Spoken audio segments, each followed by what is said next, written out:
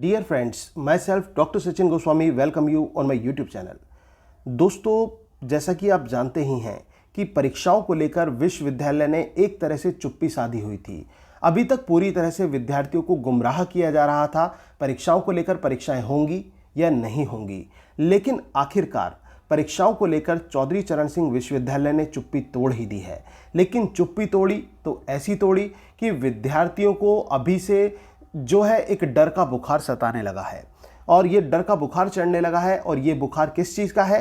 क्योंकि साथियों, ये जो विश्वविद्यालय है यह विद्यार्थियों की ज़िंदगी से खिलवाड़ करने जा रहा है। और खिलवाड़ कैसे करने जा रहा है ये आपको भी पता चल गया होगा कि परीक्षाएं कराने का जो पूरी तरह से एक मूड है वो बना लिया है विश्वविद्यालय ने। और विश्वविद्यालय ने ये स्पष्ट कर दिया है कि परीक्षाएं जरूर कराई जाएंगी, चाहे वो वार्षिक प्रणाली में हो या सेमेस्टर प्रणाली में हो, दोनों प्रकार की परीक्षाएं जरूर कराई जाएंगी। यहाँ पर यह बात कही है विश्वविद्यालय ने। अब ये आप मुझे बताइए कि क्या यह निर्णय आपके फेवर में है? मुझे नहीं लगता ये बिल्कुल भी फेवर में है। तो अब आपको क्या करना चाहिए, इसके खिलाफ कैसे आवाज़ उठानी चाहिए, ये भी मैं आपको इस वीडियो में बताने वाला हूं। लेकिन उससे पहले मैं आपको बता देता हूं कि ये पूरा नोटिफिकेशन क्या है।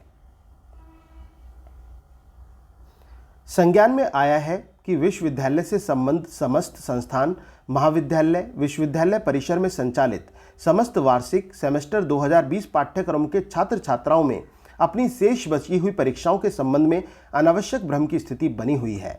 इस संबंध में यह स्पष्ट करना है कि विश्वविद्यालय की शेष परीक्षाएं निश्चित रूप से संपादित कराई जाएंगी। अतः समस्त विद्यार्थियों को यह सुझाव है कि वे अध्ययन को जारी रखते हुए परीक्षाओं में सम्मिलित होने के लिए तत्पर रहें। तो यह बिल्कुल क्लियर कर दिया है। आप देख सकते हैं कि यहाँ पर क्या कहा गया है, निश्चित रूप से कराई जाएंगी, निश्चित रूप से परीक्षाएं कराई जाएंगी। और दूसरी चीज़ ये कि इसकी जो तिथि है, जो एग्ज़ाम की स्कीम है, वो जुलाई में यहाँ पर आ जाएगी। जुलाई में स्कीम आ जाएगी कि एग्ज़ाम्स कब कब है। और सबसे बड़ी बात ये भी कही गई है कि कोई गैप नहीं दिया जाएगा। अगर आप आज पेपर देकर आ रहे हैं तो कल भी पेपर देने के लिए तैयार रहें। इस तरह से आपकी परीक्षाएं होनी हैं। अब बात कर लेते हैं हम कि अभी तो बीसीआई का एक सर्कुलर आया था कि बार काउंसिल ऑफ इंडिया का, कि जो लॉ वाले स्टूडेंट्स हैं उनको प्रमोट कर दिया जाए। ऐसा सर्कुलर यूनिवर्सिटी को गया था। लेकिन मैं आपको बताना चाहूँगा कि यूनिवर्सिटी बहुत तानाशाही प्रवृत्ति की होती जा रही है। इसको किसी बात से मतलब नहीं रहा। यह तो विद्यार्थियों के जीवन को खतरे में डालने के लिए पूरी तरह से तैयार है। अगर जो यह डिसीजन यही रहा तो देखना कि कितना बड़ा नुकसान उठाना पड़ सकता है विश्वविद्यालय को भी। और सबसे बड़ी बात, विद्यार्थियों को अपनी जान पर खेलकर परीक्षाएं देने जाना होगा। ये बहुत ही संकट वाली बात है जो ऐसा होना होगा। और हम बात कर लेते हैं बीसीआई वाले सर्कुलर की। तो दोस्तों, बीसीआई का जो सर्कुलर होता है वो मैंने जैसे पहले भी बताया था, वो यूनिवर्सिटीज़ को 90% मानना पड़ता है, वो जरूर मानना पड़ता है। अब ऐसे में अगर जो यूनिवर्सिटी इसके खिलाफ जाती है तो बीसीआई क्या एक्शन लेता है, यह भी देखना बाकी है कि बीसीआई इसके खिलाफ क्या एक्शन लेगा। और लेकिन सबसे बड़ी बात है, विद्यार्थी क्या एक्शन ले रहे हैं। क्या विद्यार्थी केवल न्यूज़ को सुनते हैं, पढ़ते हैं, इतना काफ़ी है? नहीं साथियों, इतना काफ़ी नहीं है। अब मैं आपको बताने वाला हूं कि आपको अपनी आवाज़ कैसे उठानी है, कैसे इस सिस्टम से लड़ना है आपको। ये मैं आज आपको बताने वाला हूं। अगर आपको अपनी परीक्षाओं को टालना है या कैंसिल कराना है तो आपको जो मैं बात बताने वाला हूं वो आपको ध्यान रखनी होगी। दोस्तों, आपने सुना होगा कि यूनिटी इज स्ट्रेंथ, कि एकता में ताकत होती है, और वो बिल्कुल सही बात है। लेकिन मुझे यहां पर लग रहा है विद्यार्थियों में एकता रही नहीं, वो एकजुट रहे ही नहीं। अगर आप सभी ने मन बना लिया और आप सभी एकजुट हो गए, मैं तो ये कहता हूं कि आप इस YouTube चैनल के माध्यम से भी एक अपना ग्रुप बना लेना। कमेंट्स में आपको पता चल जाएगा कि कौन कौन आपके साथ हैं। आप सब एक साथ हो जाइए, एक साथ जुड़ जाइए। यूनिवर्सिटी को एक लेटर लिखिए और भेजिए यूनिवर्सिटी के नाम। एक ईमेल, अपनी अलग अलग ईमेल जो है वो सेंड कीजिए यूनिवर्सिटी के नाम, क्योंकि ईमेल एड्रेस दिया हुआ होता है। इसके अलावा आप यूजीसी को, और इसके अलावा आप जो मुख्यमंत्री हैं उनको भी आप अपनी समस्या से अवगत करा सकते हैं। इसके साथ साथ जो ट्विटर है जिस पर हमारे एचआरडी मिनिस्टर और इसके साथ साथ जो यूपी के शिक्षा मंत्री हैं और इसके साथ साथ आपके जो मुख्यमंत्री हैं उनको भी आप यहाँ पर ट्विटर में यहाँ पर बताइए, अपनी समस्या के बारे में बताइए।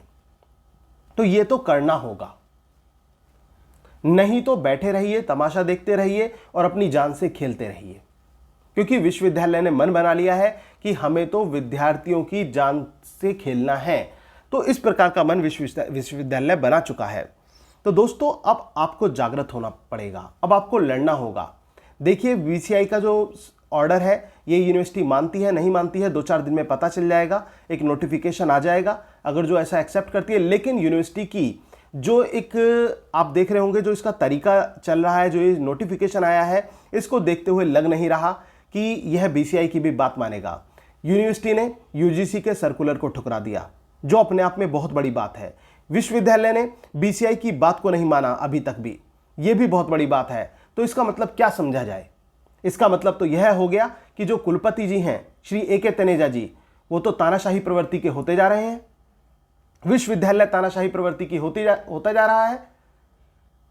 अरे इस तानाशाही प्रवृत्ति से आपको उभरना होगा, आपको आगे बढ़ना होगा।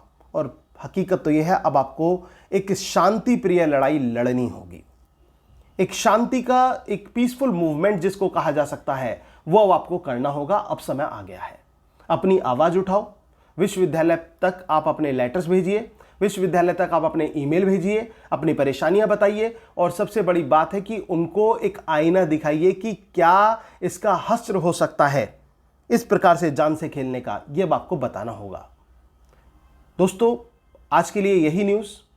अब मैं ये नहीं कहूँगा कि आपको ये वीडियो अच्छी लगी, क्योंकि इसमें अच्छा लगने वाला कुछ है ही नहीं जो विद्यार्थियों के पक्ष में हो।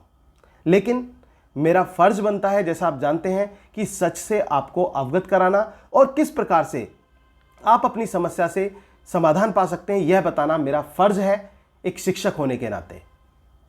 Thank you very much. Yours doctor